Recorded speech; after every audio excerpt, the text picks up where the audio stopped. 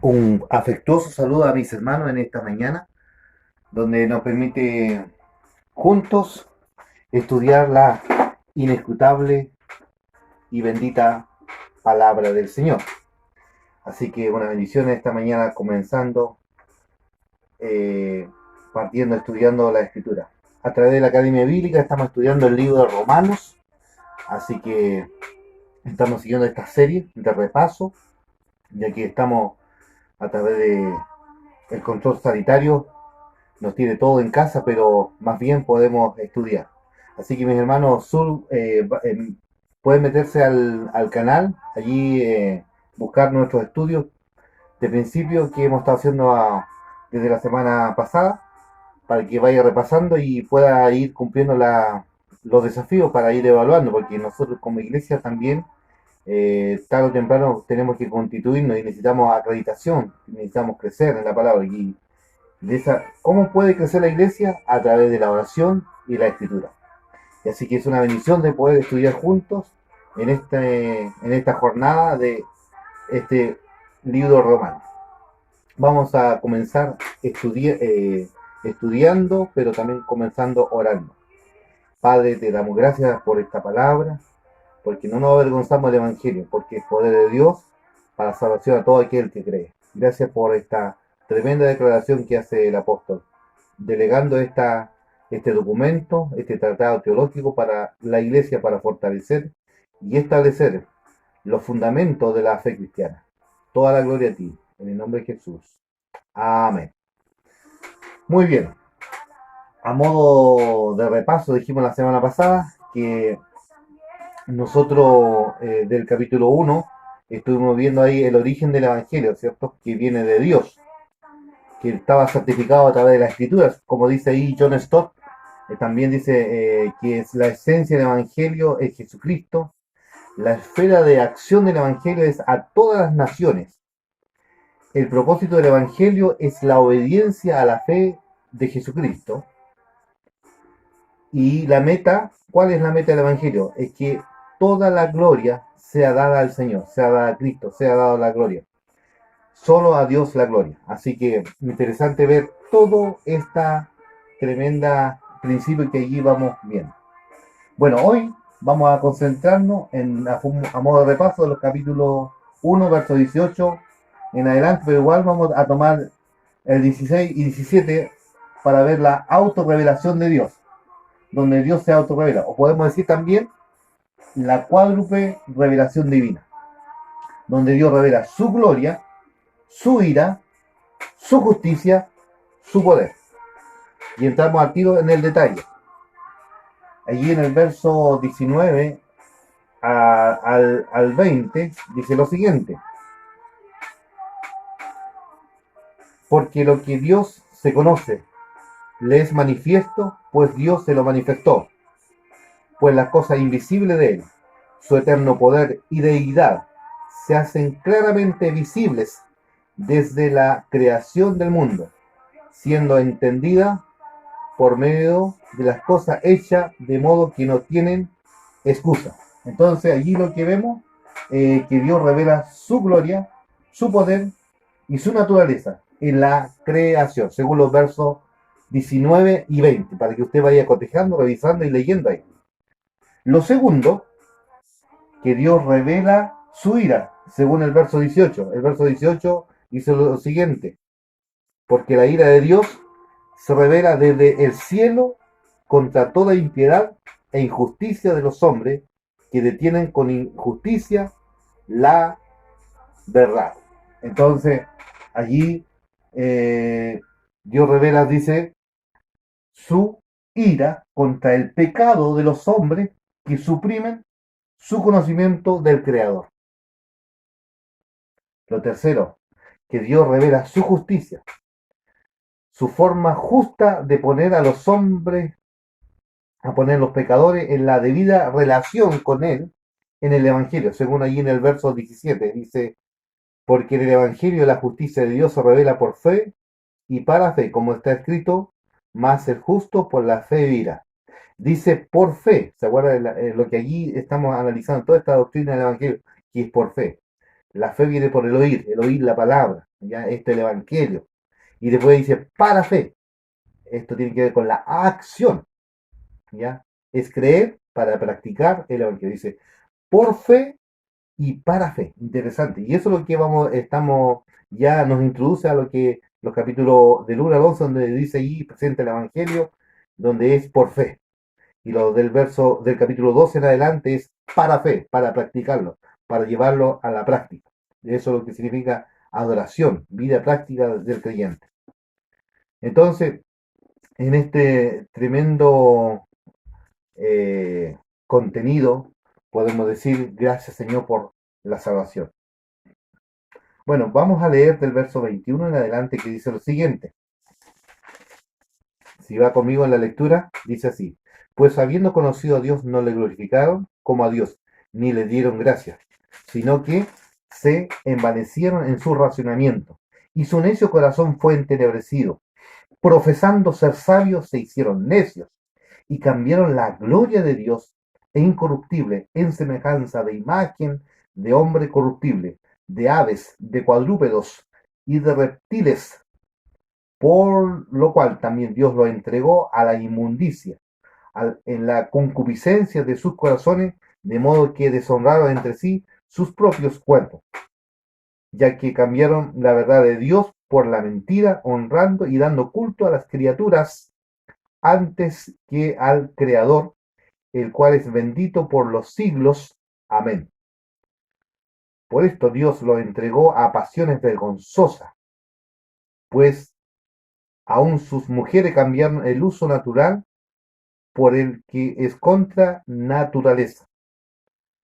Y de igual modo, también los hombres, dejando el uso natural de la mujer, se envanecieron en sus lascivias unos con otros, cometiendo hechos vergonzosos hombres con hombres, y recibiendo entre sí la retribución debida a su extravío. Verso 28. Y como ellos no aprobaron tener en cuenta a Dios, Dios los entregó a una mente reprobada para hacer cosas que no convienen, estando atestado de toda injusticia, fornicación, perversidad, avaricia, maldad, lleno de envidia, homicidio, contienda, engaños, malignidades, murmuradores, detractores, aborrecedores de Dios, injuriosos, soberbios, altivos, inventores de males, desobedientes a los padres, necios, desleales, sin afecto natural, implacables, sin misericordia, quienes habiendo entendido el juicio de Dios, que los que practican tales cosas son dignos de muerte, no solo la hacen, sino que también se complacen con los que practican. Bueno, allí vemos la desobediencia a la revelación general de Dios. Y nos preguntamos bajo este estudio, ¿qué es la ira de Dios? ¿Por qué se manifiesta? Bueno, la manifestación frente a esto dice que la respuesta podemos decir que la manifestación de la justicia de Dios frente al pecado, como recién lo veíamos, es una aplicación de una justicia punitiva de Dios. Cuando hablamos de esta revelación natural de Dios a la humanidad, ¿qué es lo que decimos? Que la naturaleza nos muestra un Dios poderoso e inteligente, minucioso, de orden, de hermosura, que controla todas las cosas. Y a eso le llamamos nosotros, Dios se reveló en forma general. Todo el Antiguo Testamento venía hablando en forma general, hasta que Dios tiene que mostrarse en una forma especial a través de Cristo. Por eso allí, cuando uno lee el Evangelio de Juan, dice, el Verbo se hizo carne y habitó entre nosotros y vimos su gloria. Gloria, y ahí dice, como el único Hijo, el unigénito del Padre, lleno de gracia y de verdad. Y eso es lo que hoy día también nosotros predicamos y enseñamos, que Jesucristo es la revelación especial que ha llegado a nosotros. Por eso el Dios cristiano es el que bajó, el que descendió. Por eso allí los evangelios dicen el Emanuel, Dios con nosotros, el que vino a nosotros, el que vivió entre nosotros. Muchas veces se dice que hay que ir a Dios. La Biblia habla de que Dios descendió. Como dice una alabanza, Dios descendió de gloria. Y gracias a eso nacimos de nuevo. Y somos una nueva creación en Cristo. ¿Por qué el ser humano entonces dejó de adorar a Dios? Bueno, porque empezó a través de la idolatría, adorando en vez al Creador, empezó a adorar la creación. Los idólatras adoran las cosas que Dios ha hecho antes que el Dios mismo. El pecador se enfocó en sí mismo, da culto al hombre, da culto a sí mismo. Por eso, frente a esto, dice allí el verso 21, es muy claro, dice que, eh, dice, pues habiendo conocido a Dios, no le glorificaron, ni le dieron gracias. Y el hombre cada vez se fue apartando y alejando de Dios. Interesante que frente a ahí vemos lo siguiente, allí en el verso 24, lo siguiente, por lo cual también Dios lo entregó a la inmundicia. Y fíjense, mis queridos hermanos, amigos que nos van siguiendo a través de este canal, otra vez encontramos este trípode, ya conocido estos tres puntos, dice allí el verso 24, perdón, Dios lo entregó a la inmundicia. El verso 26 dice, por lo cual Dios lo entregó a pasiones vergonzosas.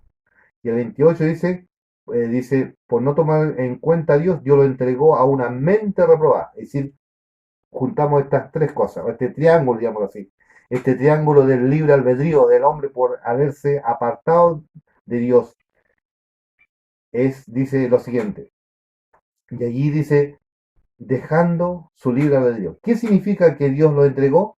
Que cuando las personas rechazan a Dios, Él les concede vivir como hayan escogido. Obviamente van a sufrir las consecuencias naturales de sus pecados. Eso está más que dicho. La paga del pecado es muerte. ¿Por qué, por qué, por qué es pecado la sexualidad fuera de lo que no dijo? La sociedad que no es lo que establece el patrón para las leyes de Dios, muchos creen que sus deseos son normales y tienen el derecho de expresarlo. Pero los deseos que violan las leyes de Dios son indebidos y deben controlarse. Por eso el Señor viene a morar en nuestras vidas y nosotros somos controlados por el Espíritu Santo y no vivimos bajo la carne, sino bajo la guía del Espíritu Santo. Eh, Cuando hablamos, ¿qué es una mente reprobada? O la depravación. Es la conciencia del pecador que queda adormecida ante una constante rechazo al Espíritu Santo.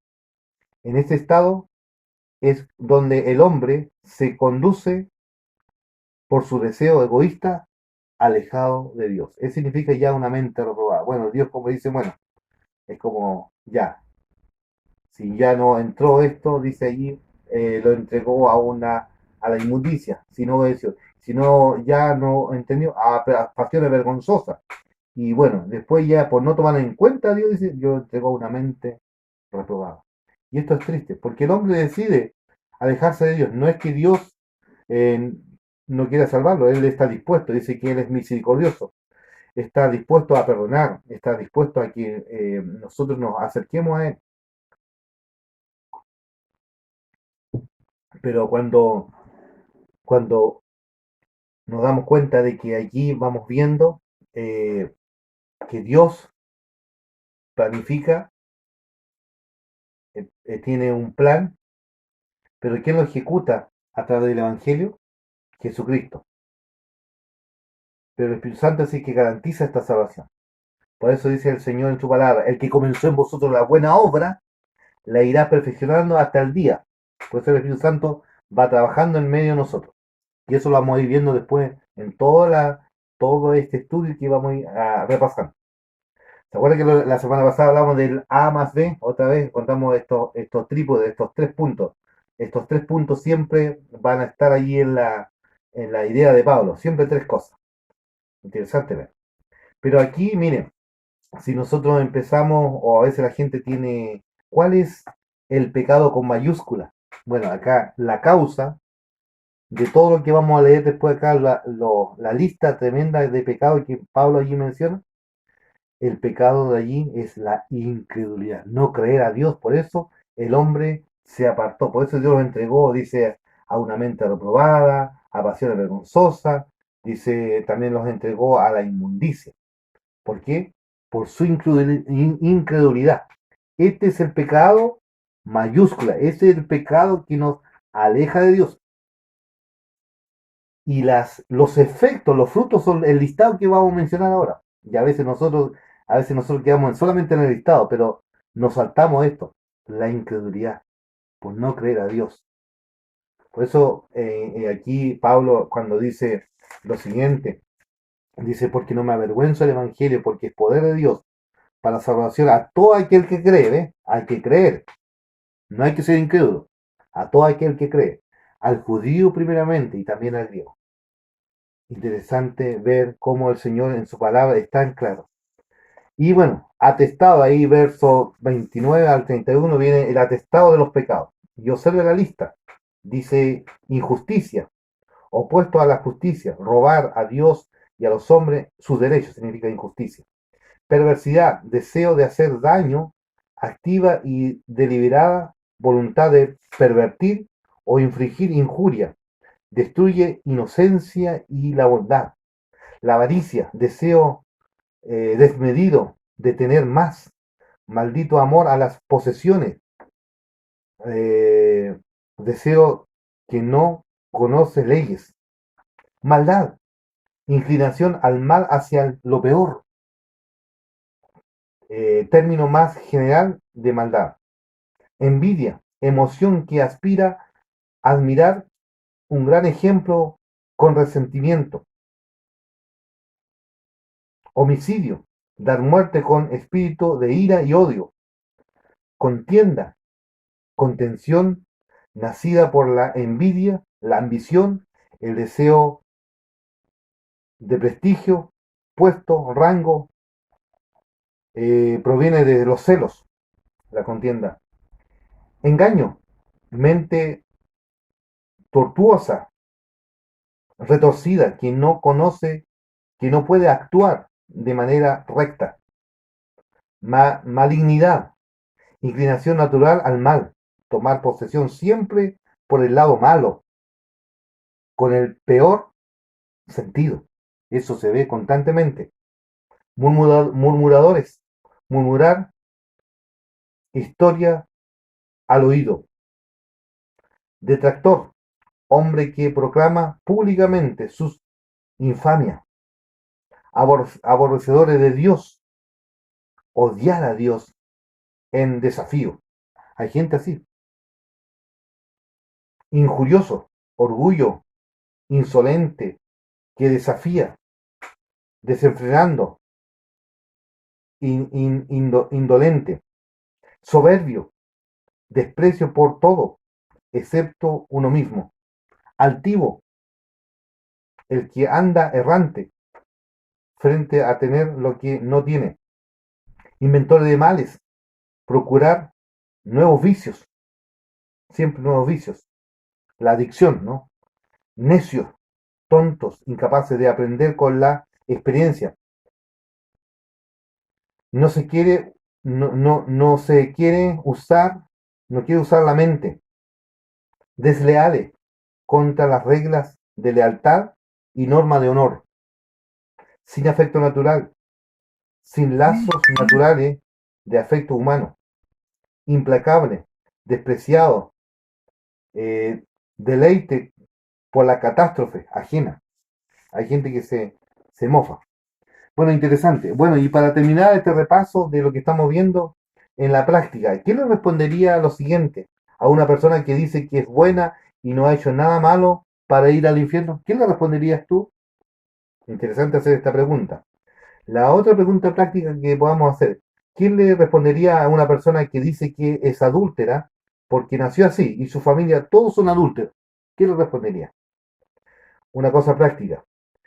¿Qué le respondería a una persona que dice que la Biblia está en contra de la fornicación, pero no de la pornografía. ¿Qué le respondería? Así que te dejo estos desafíos, así que el Señor nos bendiga grandemente y podamos ir avanzando en este repaso, ya que luego ya vamos a empezar paralelamente avanzando también con el capítulo 12 en profundidad, al tiro, inmediatamente. Pero como se han integrado más personas, decidimos tener el piso para poder entender el capítulo 12 en adelante. Ya importante el sustento, la doctrina. Porque el libro romano, como dijimos la semana pasada, tiene dos partes, doctrina y práctica. Tiene que ver con la fe y la acción. Que el Señor nos bendiga, porque la fe sin obra es muerta. Dios les bendiga a mis hermanos. Bendiciones.